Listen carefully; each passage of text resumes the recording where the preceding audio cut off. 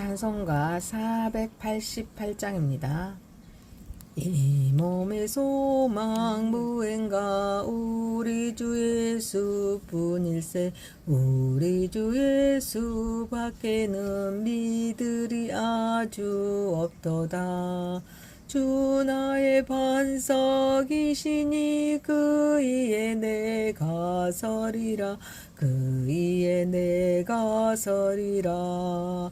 무섭게 바람 부는 밤 물결이 높이 설렐 때 우리 주 크신 은혜에 소망에 닿을 줄이라. 주 나의 반석이시니 그 위에 내가 서리라. 그 위에 내가 서리라. 세상에 믿던 모든 것 끊어지 그날 되어도 구주의 언약 믿사와 내 소망 더욱 크리라. 주 나의 반석이시니 그 위에 내가 서리라. 그 위에 내가 서리라. 바라던 천국 올라가 하나님 앞에 배울 때 구주의 의를 힘입어 어여시 바로 서리라. 주 나의 반석이시니 그 위에 내가 서리라. 그 위에 내가 서리라. 전능하사 천지를 만드신 하나님 아버지를 내가 믿사오며 그 외아들 우리 주 예수 그리스도를 믿사오니 이는 성령으로 잉태하사 동정녀 마리아에게 낳으시고 본디오 빌라도에게 고난을 받으사 십자가에 못 박혀 죽으시고 장사한 지 사흘 만에 죽은 자 가운데서 다시 살아나시며 하늘에 오르사 전능하신 하나님 우편에 앉아 계시다가 저리로서 산 자와 죽은 자를 심판하러 오시리라. 성령을 믿사오며 거룩한 공회와 성도가 서로 교통하는 것과 죄를 사하여 주시는 것과 몸이 다시 사는 것과 영원히 사는 것을 믿사옵나이다. 아멘. 하나님 말씀은 고린도전서 3장 1절에서 15절입니다. 형제들아, 내가 신령한 자들을 대함과 같이 너희에게 말할 수 없어서 육신에 속한 자 곧 그리스도께 안에서 어린 아이들을 대함과 같이 하노라. 내가 너희를 젖으로 먹이고 밥으로 아니하였노니 이는 너희가 감당하지 못하였을거니와 지금도 못하리라. 너희는 아직도 육신에 속한 자로다. 너희 가운데 시기와 분쟁이 있으니 어찌 육신에 속하여 사람을 따라 행함이 아니리요. 어떤 이는 말하되 나는 바울에게라 하고 다른 이는 나는 아볼로에게라 하니 너희가 육의 사람이 아니리요. 그런즉 아볼로는 무엇이며 바울은 무엇이며 그들은 주께서 각각 주신 대로 너희로 하여금 믿게 한 사역자들이니라. 나는 심었고 아볼로는 물을 주었으되 오직 하나님께서 자라나게 하셨나니 그런즉 심는 이나 물 주는 이는 아무것도 아니로되 오직 자라게 하시는 이는 하나님 뿐이니라. 심는 이와 물 주는 이는 한 가지이나 각각 자기가 일한 대로 자기의 상을 받으리라. 우리는 하나님의 동역자들이요 너희는 하나님의 밭이요 하나님의 집이니라. 내게 주신 하나님의 은혜를 따라 내가 지혜로운 건축자와 같이 터를 닦아 둠에 다른 이가 그 위에 세우나 그러나 각각 어떻게 그 위에 세울까를 조심할지니라. 이 닦아둔 것에 능히 다른 터를 닦아둘 자가 없으니 이 터는 곧 예수 그리스도라. 만일 누구든지 금이나 음이나 보석이나 나무나 풀이나 짚으로 이 터 위에 세우며 각 사람의 공적이 나타날 터인데 그날이 공적을 밝히리니 이는 불로 나타내고 그 불이 각 사람의 공적이 어떠한 것을 시험할 것임이라. 만일 누구든지 그 위에 세운 공적이 그대로 있으면 상을 받고 누구든지 그 공적이 불타면 해를 받으리니 그러나 자신은 구원을 받되 불 가운데서 받는 것 같으니라. 아멘. 전능하시고 거룩하신 하나님 아버지 우리 예배를 받으시옵소서. 예수님의 이름으로 기도하옵나이다. 아멘. 고린도전서 3장 1절에서 15절 말씀으로 지혜로운 건축가라는 제목으로 은혜를 받고자 하겠습니다. 첫 번째, 육신에 속한 자와 신령한 자입니다. 바울은 고린도 교회 성도들을 향해 그들이 자신이 그들을 신령한 자로 대할 수 없고 육신에 속한 자, 곧 그리스도 안에서 어린 아이들로 대할 수밖에 없다고 안타까워합니다. 그 이유는 교회 안에 시기와 분쟁이 존재하고 또 성도들이 스스로 바울파와 아볼로파로 나누어 다투고 있었기 때문입니다. 이는 그들이 구원받은 성도임에도 불구하고 여전히 세상의 방식 곧 하나님을 따라 행하는 삶에 머물러 있었음을 보여줍니다. 바울은 이러한 모습을 영적 미성숙의 증거로 지적합니다. 고린도전서 2장에서 바울은 성령께서 깨닫게 하시는 하나님의 지혜를 설명했습니다. 그러나 3장에 이르러 그는 고린도 교회의 현실을 직면하게 합니다. 여기서 신령한 자와 육신에 속한 자의 구분은 구원받는 자와 구원받지 못한 자의 구분이 아닙니다. 그러나 성화의 정도, 곧 성령께서 한 사람의 삶을 얼마나 다스리고 계시는가에 관한 문제입니다.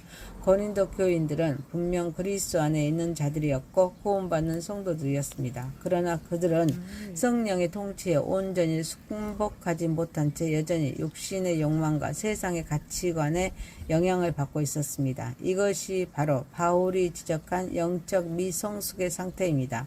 하나님의 나라는 하나님의 통치가 실현되는 곳입니다. 그러므로 신령한 자라 성령의 통치를 받는 사람이며 하나님의 나라가 그의 삶 가운데 실제로 임한 사람입니다. 반대로 육신에 속한 자는 여전히 자기 중심적인 욕구와 세속적인 가치관의 지배를 받는 사람입니다. 고린도 교회의 분쟁은 하나님의 나라의 원리가 아니라 세상 나라의 논리로 공동체를 바라보고 운영하려 했기 때문에 발생했습니다. 세상은 경쟁과 비교, 우월감과 자기 과시를 추구하지만 하나님의 나라는 사랑과 섬김, 겸손과 연합을 추구합니다. 육신에 속한 자는 사람을 자랑하지만 신령한 자는 그리스도를 자랑합니다. 육신에 속한 자는 비교하고 경쟁하지만 신령한 자는 사랑하고 섬깁니다. 육신에 속한 자는 분열을 만들지만 신령한 자는 하나됨을 이루어갑니다. 그러므로 우리는 자신의 영적인 상태를 정직하게 점검해야 합니다. 내 안에 시기와 질투, 경쟁심과 비교의식, 분쟁과 다툼이 자리하고 있다면 그것은 여전히 육신이 나를 지배하고 있다는 신호일 수 있습니다. 그러나 이것은 정죄의 이유가 아닙니다. 회복과 성장의 출발점이 되어야 합니다.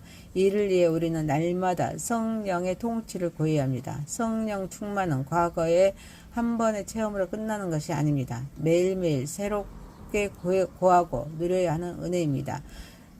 또한 교회 안에서 나와 생각이 다르고 성향이 다르고 배경이 다른 사람들을 경쟁자가 아니라 같은 몸을 이루는 지혜로 바라보는 훈련을 해야 합니다. 그리스도 안에서 우리는 서로 비교하거나 대적하는 존재가 아니라 함께 세워져가는 한 가족이기 때문입니다.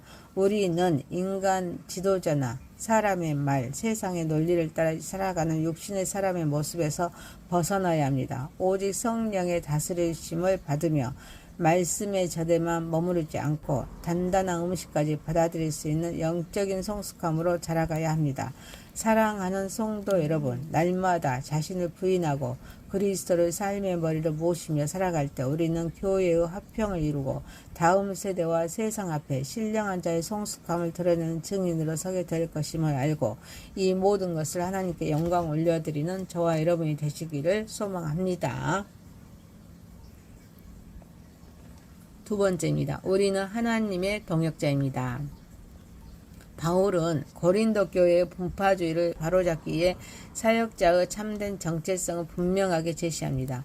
바울과 아볼로는 교회의 주인이나 신앙의 대상이 아니라 주께서 맡기신 사명을 따라 성도들을 믿음으로 인도하는 사역자, 종일 뿐입니다.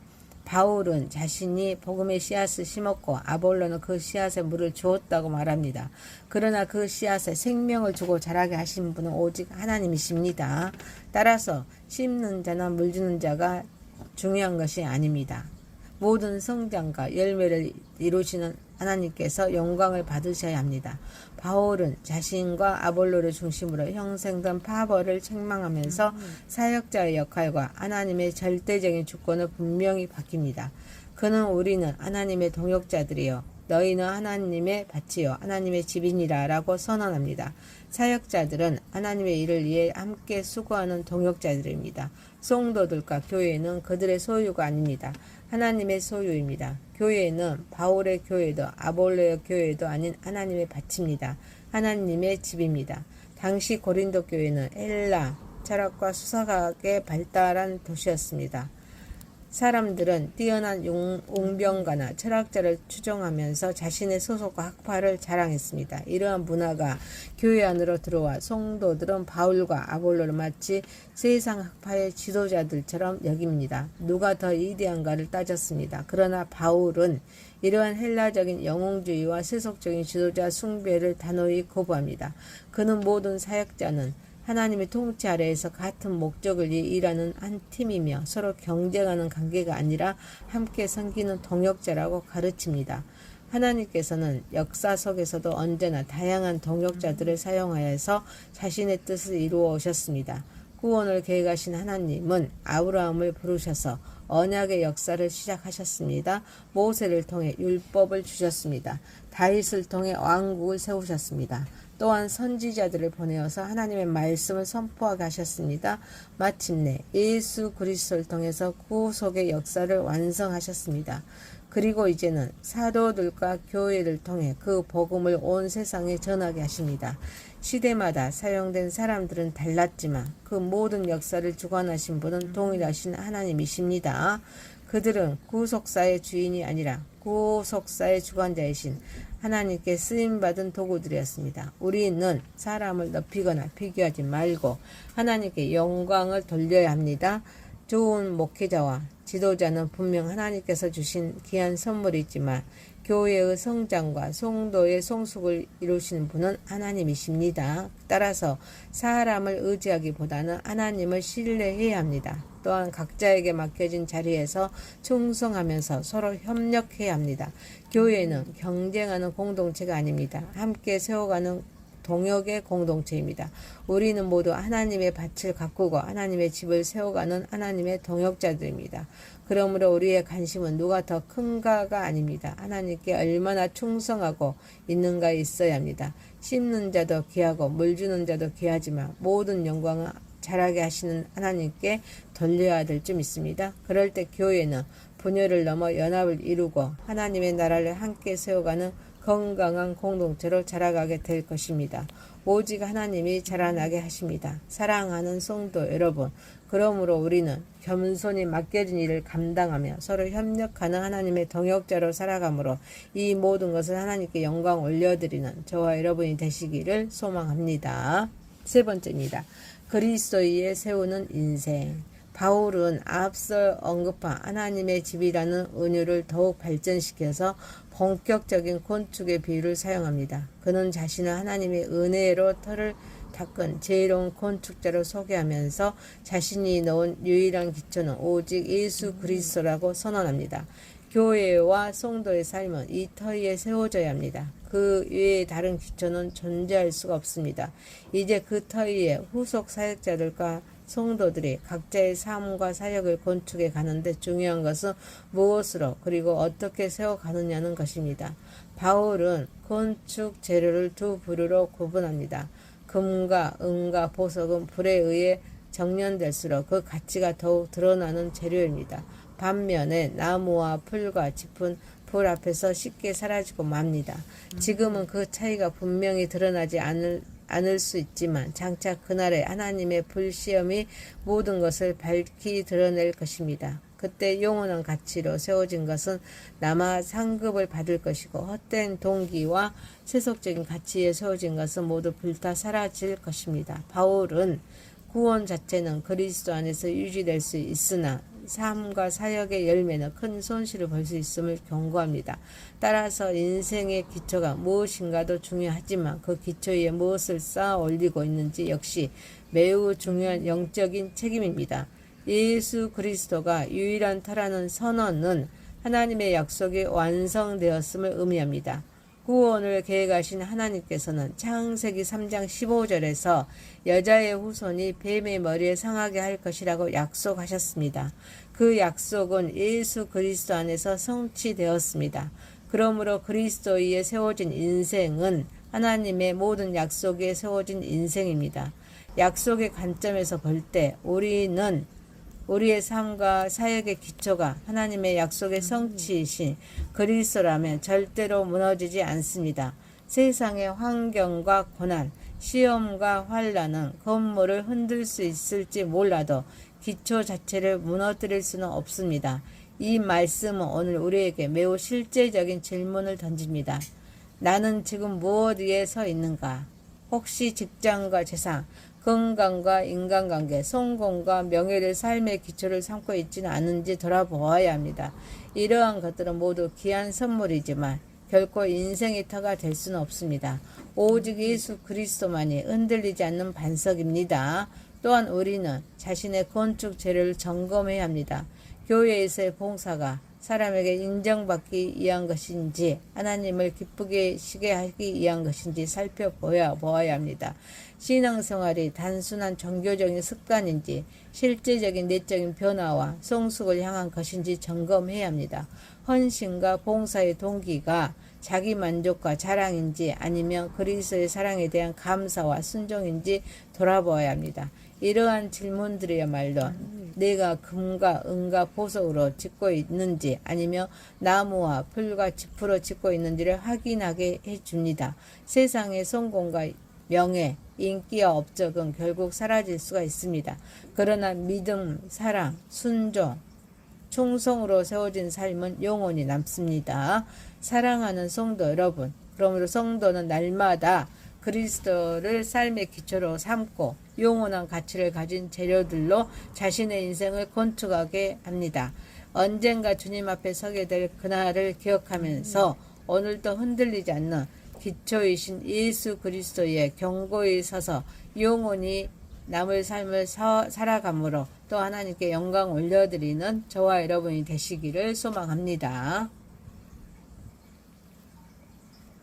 고린도전서 3장 1절에서 15절 말씀으로 지혜로운 건축가라는 제목이었습니다. 첫 번째, 육신에 속한 자와 신령한 자. 두 번째, 우리는 하나님의 동역자입니다. 세 번째, 그리스도에 세우는 인생. 기도합니다. 전능하시고 거룩하신 하나님 아버지, 우리는 완악한 자와 교만을 십자가 앞에 내려놓게 하옵소서. 오직 주님의 다스림을 받음으로써 우리가 속한 교회 안에서 화평을 이루는 피스메이커가 되게 하여 주옵소서. 나에게 맡겨진 직분과 자리가 무엇이든 겸손한 마음으로 감당하게 하옵소서. 나의 유익이 아닌 이웃과 공동체의 유익을 구하게 하옵소서. 나 혼자가 아닌 형제 자매와 기쁨으로 협력하며 하나님의 선하신 뜻을 이 땅 가운데 이루어가는 신실한 동역자가 되게 하여 주옵소서. 언젠가 주님 앞에 단독자로 서게 될 그날을 늘 기억하게 하옵소서. 불과 같은 시험 앞에서도 태워지지 않을 견고하고 순전한 삶을 세워가게 하옵소서. 오늘도 세상의 유혹과 시련에 흔들리지 않게 하옵시고 또 우리의 반석이신 예수 그리스도의 굳건히 서서 영원히 남을 가치 있는 삶을 살아가도록 우리 성령님 늘 인도하여 주옵소서. 예수님의 이름으로 기도하옵나이다. 아멘.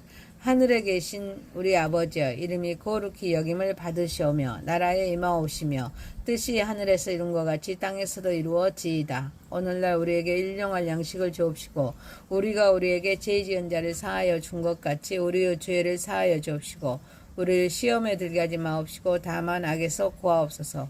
대개 나라와 권세와 영광이 아버지께 영원히 있사옵나이다. 아멘. 감사합니다. 수고하셨습니다. 축복합니다. 찬송가 488장입니다. 이 몸의 소망 무엔가 우리 주 예수뿐일세. 우리 주 예수 밖에는 믿으리 아주 없도다. 주 나의 반석이시니 그 위에 내가 서리라. 그 위에 내가 서리라. 무섭게 바람 부는 밤 물결이 높이 설렐 때 우리 주 크신 은혜에 소망에 닻을 주리라. 주 나의 반석이시니 그 위에 내가 서리라.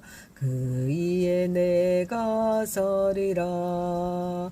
세상에 믿던 모든 것 끊어지 그날 되어도 구주의 언약 믿사와 내 소망 더욱 크리라. 주 나의 반석이시니 그 위에 내가 서리라. 그 위에 내가 서리라. 바라던 천국 올라가 하나님 앞에 배울 때 구주의 의를 힘입어 어여시 바로 서리라. 주 나의 반석이시니 그 위에 내가 서리라. 그 위에 내가 서리라. 전능하사 천지를 만드신 하나님 아버지를 내가 믿사오며 그 외아들 우리 주 예수 그리스도를 믿사오니 이는 성령으로 잉태하사 동정녀 마리아에게 낳으시고 본디오 빌라도에게 고난을 받으사 십자가에 못 박혀 죽으시고 장사한 지 사흘 만에 죽은 자 가운데서 다시 살아나시며 하늘에 오르사 전능하신 하나님 우편에 앉아 계시다가 저리로서 산 자와 죽은 자를 심판하러 오시리라. 성령을 믿사오며 거룩한 공회와 성도가 서로 교통하는 것과 죄를 사하여 주시는 것과 몸이 다시 사는 것과 영원히 사는 것을 믿사옵나이다. 아멘. 하나님 말씀은 고린도전서 3장 1절에서 15절입니다. 형제들아, 내가 신령한 자들을 대함과 같이 너희에게 말할 수 없어서 육신에 속한 자 곧 그리스도께 안에서 어린 아이들을 대함과 같이 하노라. 내가 너희를 젖으로 먹이고 밥으로 아니하였노니 이는 너희가 감당하지 못하였을거니와 지금도 못하리라. 너희는 아직도 육신에 속한 자로다. 너희 가운데 시기와 분쟁이 있으니 어찌 육신에 속하여 사람을 따라 행함이 아니리요. 어떤 이는 말하되 나는 바울에게라 하고 다른 이는 나는 아볼로에게라 하니 너희가 육의 사람이 아니리요. 그런즉 아볼로는 무엇이며 바울은 무엇이며 그들은 주께서 각각 주신 대로 너희로 하여금 믿게 한 사역자들이니라. 나는 심었고 아볼로는 물을 주었으되 오직 하나님께서 자라나게 하셨나니 그런즉 심는 이나 물 주는 이는 아무것도 아니로되 오직 자라게 하시는 이는 하나님 뿐이니라. 심는 이와 물 주는 이는 한 가지이나 각각 자기가 일한 대로 자기의 상을 받으리라. 우리는 하나님의 동역자들이요 너희는 하나님의 밭이요 하나님의 집이니라. 내게 주신 하나님의 은혜를 따라 내가 지혜로운 건축자와 같이 터를 닦아 둠에 다른 이가 그 위에 세우나 그러나 각각 어떻게 그 위에 세울까를 조심할지니라. 이 닦아둔 것에 능히 다른 터를 닦아둘 자가 없으니 이 터는 곧 예수 그리스도라. 만일 누구든지 금이나 음이나 보석이나 나무나 풀이나 짚으로 이 터 위에 세우며 각 사람의 공적이 나타날 터인데 그날이 공적을 밝히리니 이는 불로 나타내고 그 불이 각 사람의 공적이 어떠한 것을 시험할 것임이라. 만일 누구든지 그 위에 세운 공적이 그대로 있으면 상을 받고 누구든지 그 공적이 불타면 해를 받으리니 그러나 자신은 구원을 받되 불 가운데서 받는 것 같으니라. 아멘. 전능하시고 거룩하신 하나님 아버지, 우리 예배를 받으시옵소서. 예수님의 이름으로 기도하옵나이다. 아멘. 고린도전서 3장 1절에서 15절 말씀으로 지혜로운 건축가라는 제목으로 은혜를 받고자 하겠습니다. 첫 번째, 육신에 속한 자와 신령한 자입니다. 바울은 고린도 교회 성도들을 향해 그들이 자신이 그들을 신령한 자로 대할 수 없고 육신에 속한 자, 곧 그리스도 안에서 어린 아이들로 대할 수밖에 없다고 안타까워합니다. 그 이유는 교회 안에 시기와 분쟁이 존재하고 또 성도들이 스스로 바울파와 아볼로파로 나누어 다투고 있었기 때문입니다. 이는 그들이 구원받은 성도임에도 불구하고 여전히 세상의 방식 곧 하나님을 따라 행하는 삶에 머물러 있었음을 보여줍니다. 바울은 이러한 모습을 영적 미성숙의 증거로 지적합니다. 고린도전서 2장에서 바울은 성령께서 깨닫게 하시는 하나님의 지혜를 설명했습니다. 그러나 3장에 이르러 그는 고린도 교회의 현실을 직면하게 합니다. 여기서 신령한 자와 육신에 속한 자의 구분은 구원받는 자와 구원받지 못한 자의 구분이 아닙니다. 그러나 성화의 정도, 곧 성령께서 한 사람의 삶을 얼마나 다스리고 계시는가에 관한 문제입니다. 고린도 교인들은 분명 그리스도 안에 있는 자들이었고 구원받는 성도들이었습니다. 그러나 그들은 성령의 통치에 온전히 순복하지 못한 채 여전히 육신의 욕망과 세상의 가치관에 영향을 받고 있었습니다. 이것이 바로 바울이 지적한 영적 미성숙의 상태입니다. 하나님의 나라는 하나님의 통치가 실현되는 곳입니다. 그러므로 신령한 자라 성령의 통치를 받는 사람이며 하나님의 나라